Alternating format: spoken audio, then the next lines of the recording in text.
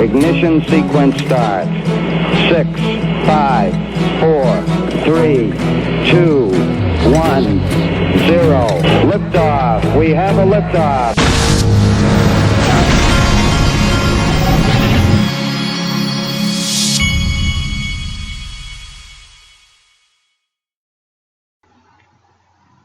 Hey everybody, this is the Digital Asset Investor, and before I get going today, I wanted to tell you briefly about something that I deal with every year about this time. It's been with my oldest son, but I know it'll happen with my youngest son as well. As you know, and as you've heard me talk about many times, we're a baseball family, and I spend literally, I throw these kids hit 2 buckets of balls 3 times a week, and they do it year round. My oldest has done that since he turned 7. My youngest has done it since he turned 5. But my oldest, what I've learned is that no matter how much you train, every year when the season first starts, it takes around 1 to 3 or 4 games before my oldest son, before his confidence will come into line with his training. And it's one of the most frustrating things for a father to watch. And I've talked to him many times about how frustrating that is, because I know my children well enough to know I can just watch the way that they hold their shoulders, the look on their face when they walk up to the plate. I can see either confidence or lack of confidence. And one of the major things that I've tried to teach my son is that when I see you walk up to the plate, and this is how you should not just approach baseball, but approach life. The look on your face as you walk up to that plate should tell everyone there, especially the pitcher, that they better watch out, because this thing is about to go, and it's going to go hard, and they better back up. That's the look that should be on your face. The world should be ready to back up. The look on your face should not be, well, I sure hope I don't strike out, because that look on your face, that approach towards life can be seen by everyone, whether it's someone who's going to hire you or whether it's the coach of your baseball team. That look, the way that you carry yourself, the way that you move, everything tells people what your approach is to the world, what kind of confidence that you have in yourself and your abilities. And a lack of confidence can literally cancel out your preparation, just like that. And so I tell my son all the time, this is a fact. Every baseball field that you walk onto, you have literally hit between 20 and 50,000 more balls than every kid on that field. And that's not an exaggeration. I've actually run the numbers. You've hit that many more balls. Now, hitting that many more balls is great, but if you don't truly know it between your ears, you've accomplished nothing. Because if you don't know it between your ears, it's not going to translate out onto that field. And every year, we go through a process of 1 to 4 games where I have to have this discussion with my son. And so I thought that I would also relay it to my audience, because there's a lot of young people out there. And this quote goes right in line with what I'm saying here from Henry Ford. Whether you think you can or you think you can't, you're right. And that's so true. 99, at least 99% of life is confidence. The confidence, knowing that you can do it, is half the battle. I literally, I've told you I was a Morgan Stanley financial advisor, and I was literally in a job in the job interview, and the guy interviewing me at Morgan Stanley was basically trying to gauge how confident I was. And so I had read a story one time about Jim Carrey and how Jim Carrey had written himself $1 million check to be cashed at some point in the future for acting services rendered. And I liked that story so much that I wrote a check to myself for that same figure. And when my boss asked me that question, when he was asked, or not my boss, but the guy interviewing me asked me that question, I literally, or asked me a question that I thought meant he was trying to find out how driven I was. I passed that check across the table to him, and that is how I got that job. I don't know if I've ever told that story on this channel, but that's a true story. If you have confidence, you have at least 99% of life whipped, because, well, confidence combined with never giving up, no matter what you do, never, ever giving up. Persistence. Okay, enough of that. I just spent 5 minutes talking to you about that, and I didn't mean to, because I have a lot of stuff, a lot of news. Michael at Val5Links sent me this, okay? I'm going to have some cinnamon coffee real quick while I needed to wet my whistle after that story. Okay, CNBC's crypto trader says institutions are doubling down on Bitcoin, Ethereum, XRP, Litecoin, and Stellar. Well, we've read a lot of articles where news outlets like Bloomberg have tried to tell you that Wall Street's running from crypto and all of this. Well, here's the important parts of this article I wanted to read for you. First, they talk about how Lloyd's of London is insuring crypto now. BitGo announced that Lloyd's of London is underwriting up to $100 million of insurance coverage per claim for lost, stolen, or damaged private keys. The insurance through provider Digital Asset Insurance covers investments in Bitcoin, Ethereum, XRP, Litecoin, Stellar, XRP was in there. That's what you wanted to hear. And so Lloyd's of London is one of the oldest and most reputable insurance companies in the world. The fact that they're stepping up to begin insuring cryptocurrency is everything, folks. That is huge. And then they quoted Rand Nooner from Crypto Trader, the CNBC Crypto Show. He says, I think that this story has been underplayed. For me, this is the biggest story of the week. He says, I think that one of the biggest barriers for entry for institutions is that they don't understand this asset class, and in particular, how to store it. And for them, this unknown increases the perception of how risky an investment in the crypto space is. Now that we've got significant insurance and a credible provider like Lloyd's, it's another big hurdle out of the way and opens up the gates for this huge flow of institutional money. And that is a monster, folks. That is big. Okay, moving along. Crypto utility guy at John Heyman 7 sent me this. London Stock Exchange leads $20 million investment in finance tokenization. This is the article, finance tokenization startup. The London Stock Exchange Group has led a $20 million investment round in fintech startup Nivara, Reuters reported.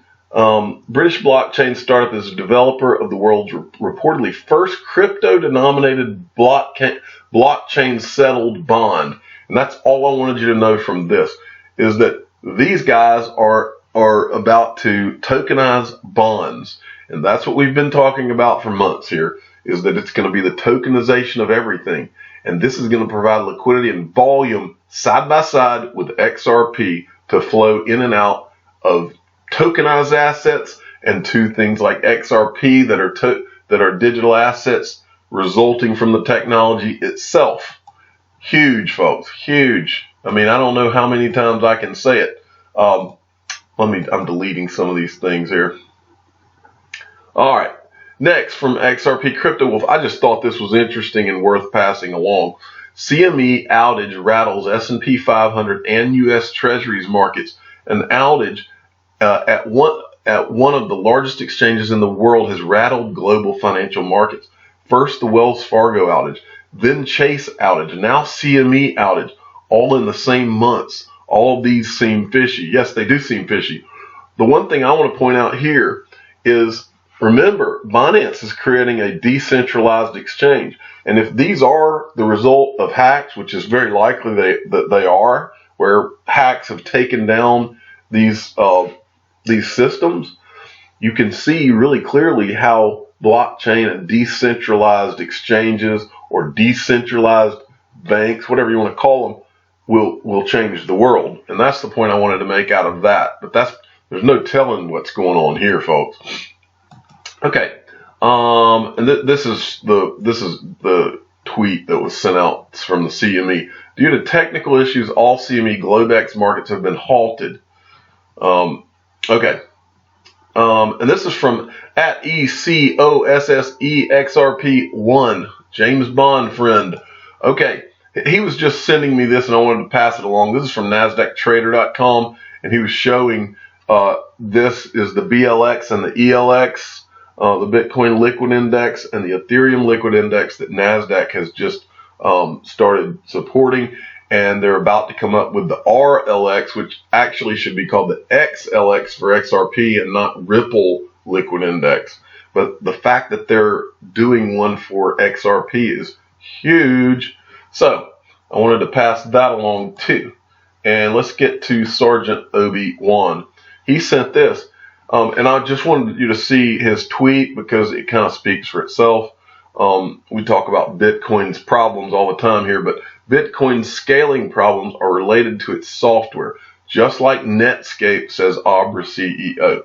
And he's referring to the Netscape of the .com boom back in the day, and how Netscape had scaling problems back then, and he's comparing Bitcoin to that. And as you know, Netscape eventually was bought, I believe they were bought by AOL, but ultimately Internet Explorer took over. That's the important thing there. Next, at Web Surfology, lawmakers just signed 4 new blockchain bills in Wyoming, steaming ahead as the most blockchain-friendly state in the United States. Now, go Wyoming, go, because this should be an example for the entire country and the entire world even. Wyoming's politicians and their lawmakers are really, they're doing talk about some smart guys. These guys, this state, just watch over the next few years, this state, the money that's going to flow into the state and the companies that are going to open in that state, it's going to be unbelievable. That's what happens when you clear the way and have not blockchain friendly, but just company friendly in general laws. But blockchain friendly is what they're doing. And these guys Wyoming is going to be huge. Might be time to maybe I need to buy some land in Wyoming with some of my XRP holdings one day. This is also from Web Surfology. And I'm just going to read this tweet as well because it speaks for itself. Korea's Financial Service Commission is introducing new rules that will force the nation's banks to open their systems to all fintech payment service providers with standardized APIs for money transfer. Who do you think that might benefit, folks? Wow.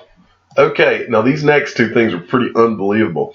The CEO of SBI, who is our best friend as XRP holders, there's several articles that look like they've been coming out of Japan in the lead up to SBI virtual currencies opening up.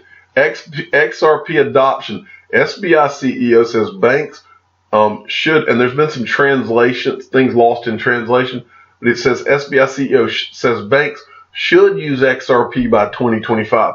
But I read the article. When I read into the article, it was more like he was saying he that's what his goal is, and that's what he thinks will happen, is the way I read it. Moving along, here's what else he said. And this also, there's some translation issues, but this is his tweet. More than 50 banks to trial operation of virtual currency XRP settlement from the Corda settler, which uses XRP, implementation on the platform of the day trading high 15 trillion yen. I don't understand that last part, but I think he's trying to tell you the volume or something. But he's telling you here, more than 50 banks to trial the operation of this Corda settler using XRP. Unbelievable. I mean, I truly believe that everything is going to change on a dime, folks. We've got the month of March is about. I mean, this could get really crazy with all the things that are about to happen. And then we've got from Darth Ripple, AdRipple Darth, blockchain research company, DIR, pointed out that Coinbase has violated its own guidelines by listing XRP. And this is the part that's important in my opinion. Coinbase knows XRP is not a security. Just after Ethereum listing, the SEC came out with a verdict. I think he's talking about when the SEC came out and said, we don't feel like Ethereum and Bitcoin are securities. It was not necessarily a formal thing, but they made it clear. They basically wanted, it seemed like they were intentionally wanting to be clear about that. I believe, my theory is that soon you'll get a similar type announcement, if not something more in stone about XRP. And I think Coinbase knows it. And I mean, you don't have to look too hard at videos and past statements to know that Coinbase made it very clear they're not going to list anything where there could be any gray area about it being a security. So they have to know. And finally, this was an interesting one. This is from Mate JR4 XRP H bar. He likes Hedera hash graph, I guess. At Mate JR4. ATMs was yesterday's news. Now we have stores in malls. Mass adoption. Croatia. And look at this, folks. How cool is this? A Bitcoin store. And I'm pretty sure if you look right here, that's a Ripple symbol, which means you can go in. And this is, truly, there was a while back when I actually thought, and I told my wife, I said, I don't want to ever be in the retail business. But if I did want to be in the retail business, I believe, and those of you out listening to my voice, here's another idea. Every once in a while, I'll throw you an idea. What they're doing here is what makes sense. All you need is a little store, a little retail store, and some computers, maybe a monitor that your customer can see, and you could literally have a business where people walk in and you ask them what they want, and just have the various exchanges have a setup so that they can open some type of simple account or a choice of accounts. You can help them open an account. This is the kind of guidance. Really, it's like a consultancy business you could open where people come in and you show them how to buy digital assets. There's a ton of money that could be made with that, but you have to figure out what the legalities are of doing that, and that depends on where you live. And so find that out before you do anything like this. But imagine the XRP store, which is not, if I was doing it, that's not how I would open a store like that, because you want to appeal to everyone, the largest number of customers. You would have a crypto store or this or that, so that people could walk in and you could show them how to buy any cryptocurrency that they wanted to buy, just like that, and help them get set up. That is a business idea, folks. I'm the digital asset investor. I'm not an investment advisor. This is for entertainment purposes only. Please subscribe, hit the like button, and tell your friends and family that it's 99.9% confidence. Thank you for listening.